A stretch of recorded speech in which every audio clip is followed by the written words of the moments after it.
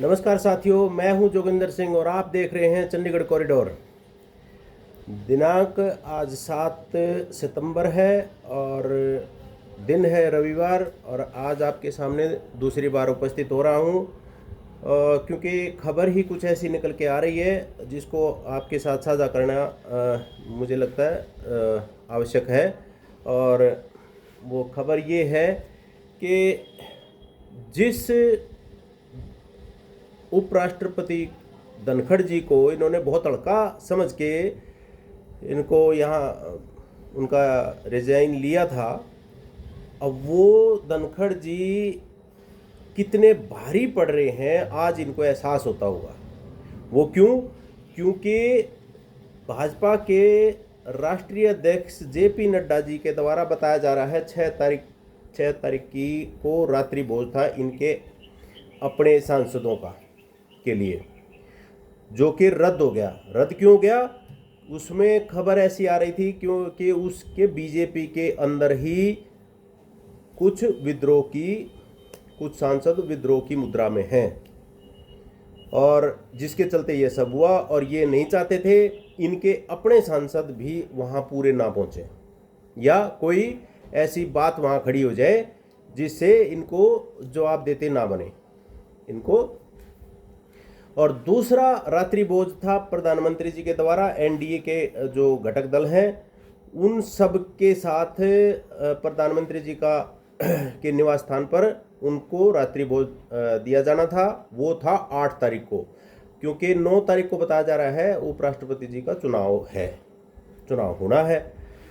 तो ऐसे में इनको ये शंका सता गई कि अगर जो मुरली मनोहर जी के लिए जो इन्होंने पैरामीटर स्थापित किए थे और अब ये सारे सांसदों को इकट्ठा कर रहे हैं, बीजेपी के भी और एनडीए के भी।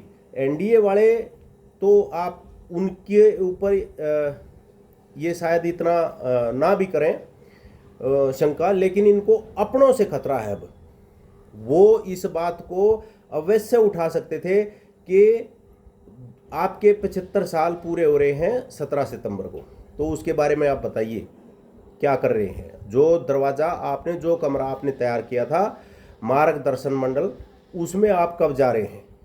और नई हवा भाजपा में बहने दो।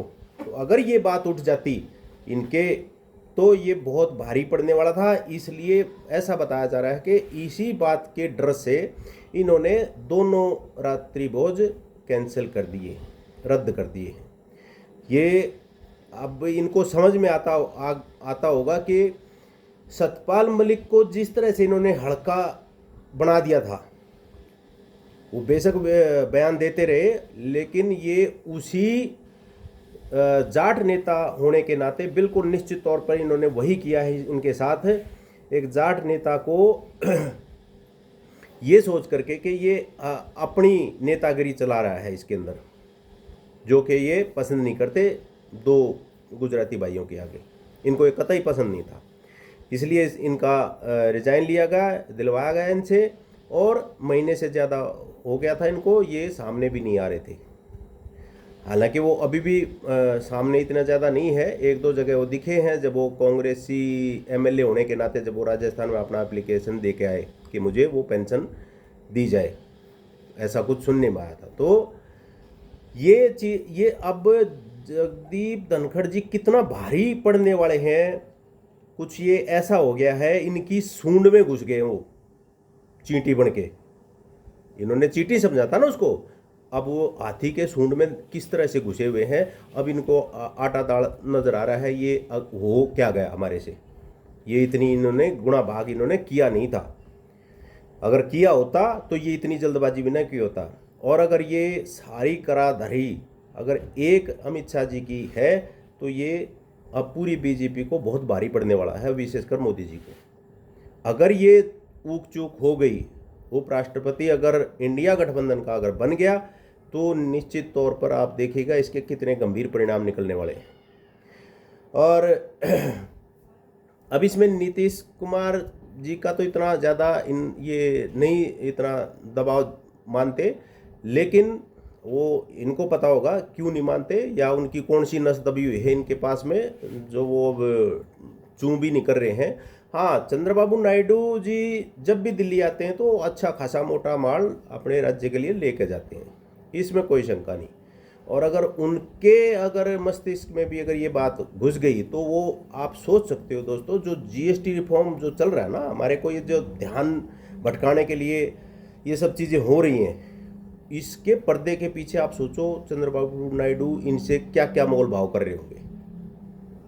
तो इनको ये अब समझ में आता होगा ये हमारे से हो क्या गया। इन्होंने सतपाल मलिक समझ लिया था इनको, धनखड़ जी को, तो अब इनको ये चीज़ें कौंध रही होंगी अंदर से कि हम कुछ जल्दबाजी तो नहीं करेंगे। तो ये दूसरी तरफ ये जो ध्यान भटकाने के लिए इनको एक और चीज़ सामने आई है। एक तो जीएसटी रिफॉर्म लेकर आए हैं, दूसरी तरफ इनकी जल्दबाजी देखिए। ये भाई साहब आज के दिन ये अंदर से कितने, मतलब एक कायर आदमी ही ऐसे करता है। जो आदमी ऑपरेशन सिंदूर के सीज फायर के बाद से, जिसका नाम ट्रंप, और वो इनके पीछे हाथ धो करके पड़ा हुआ था और ये चूं तक नहीं कर रहे थे मोदी जी, और इनकी वो फजियत पे फजियत करता जा रहा था। और इधर से जितनी वो वहाँ से उल्टी सीधी बकता था उतना ही पेच टाइट यहाँ से राहुल गांधी करता जा रहा था, यानी कांग्रेस करती जा रही थी। तो आप सोच सकते हो, तो इस आदमी के मुख से चूं तक नहीं निकल रहा था। लेकिन अब जैसे ट्रंप ने इनके लिए ये जो बोला है कल कि मोदी जी तो मेरे फ्रेंड थे, हैं और रहेंगे, और भारत के साथ तो हमारे बहुत स्पेशल रिश्ते हैं, ये बात निकलते ही भाई साहब तो पसर गए तुरंत एकदम से। हाँ हाँ हाँ, आपने बहुत अच्छा, आपकी सोच की, आपकी जो गहराई है सोच की हो उसका हम धन्यवाद करते हैं, और हमारे रिश्ते पहले भी अच्छे थे, अब भी अच्छे हैं, और इसके परिणाम अच्छे निकलेंगे। तो आप सोच सकते हो जिस आदमी को अभी मैंने कल ही के वीडियो में मैंने बताया इनको क्या क्या बोला जा रहा था वहाँ पे। जीडीपी, भारत की जीडीपी खत्म हो चुकी है, बोला था ना यही। आज वही अमेरिका है। कितना जल्दी ये पसर गए। ये पसरने का एक ही कारण है, क्योंकि यहाँ अंदर से बहुत कमज़ोर, बहुत ही ज़्यादा कमज़ोर स्थिति में है ये सोचते हैं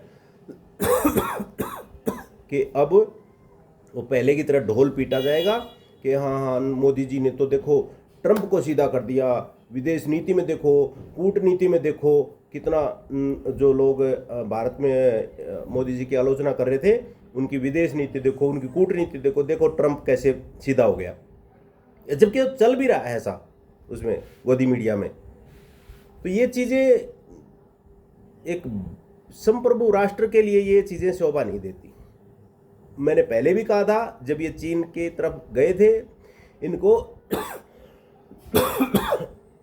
ठीक है वो एससीओ का समिट था तो चले गए, लेकिन इनको वो भी नहीं भूलना चाहिए था।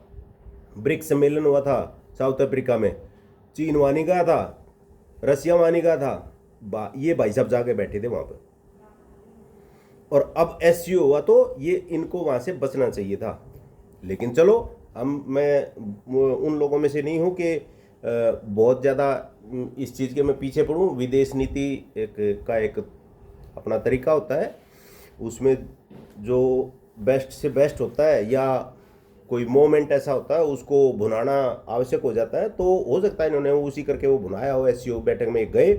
लेकिन इनकी अच्छी बात ये है कि ये नेक्स्ट डे जो वहाँ विक्ट्री डे था ये उसमें सम्मिलित नहीं हुए, ये अच्छी बात है। अगर ये उसमें अगर सम्मिलित हो जाते तो निश्चित तौर पर हम जापान से भी नाराज़गी मोल ले बैठते।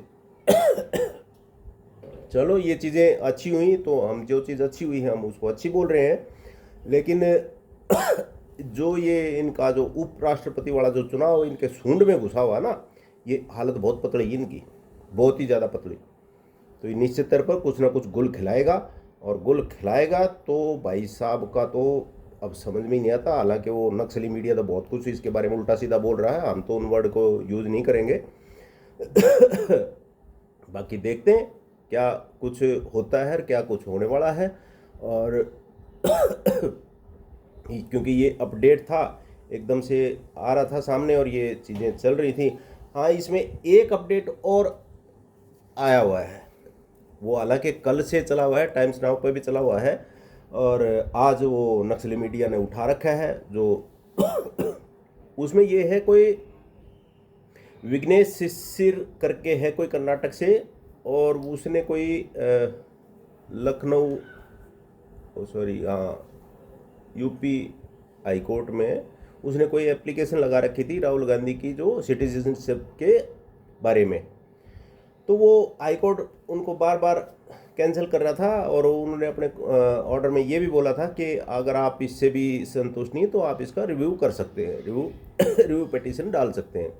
तो वो करके अब क्योंकि बीजेपी के पीछे वोट चोर गद्दी छोड़ का जो नारा जो चिपक गया है, उसको ये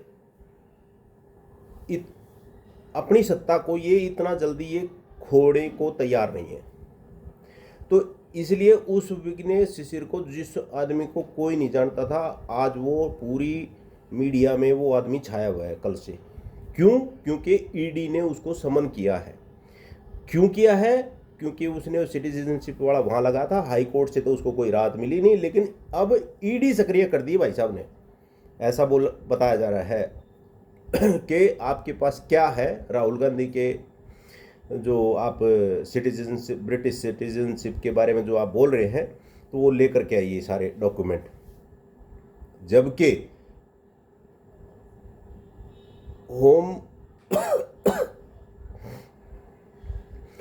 जबकि गृह मंत्रालय कोर्ट में ये कह अपनी चुप्पी साधे बैठ चुका था। उसने वहाँ कोई डॉक्यूमेंट जमा नहीं करवाया वहाँ कि राहुल के खिलाफ इनके पास कुछ सबूत है या नहीं है। लेकिन अब इनकी सांसदी को समाप्त करने के लिए, क्योंकि इसने वोट चोर गद्दी छोड़ कर नारा इनके पीछे चिपका दिया है और ये इनको बहुत घातक होने वाला है, इसलिए ये चुप बैठने वाला नहीं है। ईडी को उस आदमी के पास समन भिजवाया है ईडी के माध्यम से, और वो 9 तारीख शायद है, उसकी भी 9 तारीख है। तो उसमें ये निकल के आ रहा है, जो नक्सली मीडिया जो बोल रही है कि उसकी सांसदी समाप्त करने के लिए ये सब नाटक रचा जा रहा है।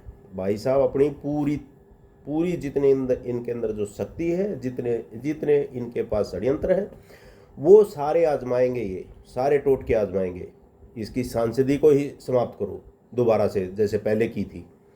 तो ये भी चीज़ें निकल के आ रही हैं। ये 2 अपडेट थे, ये आए हुए थे, तो चलो मैंने सोचा चलो आपको करा देता हूँ। तो अभी के लिए इतना ही। देखते रहिए चंडीगढ़ कॉरिडोर, कुछ नहीं छूटेगा यहाँ। धन्यवाद। देखते रहिए चंडीगढ़ कॉरिडोर।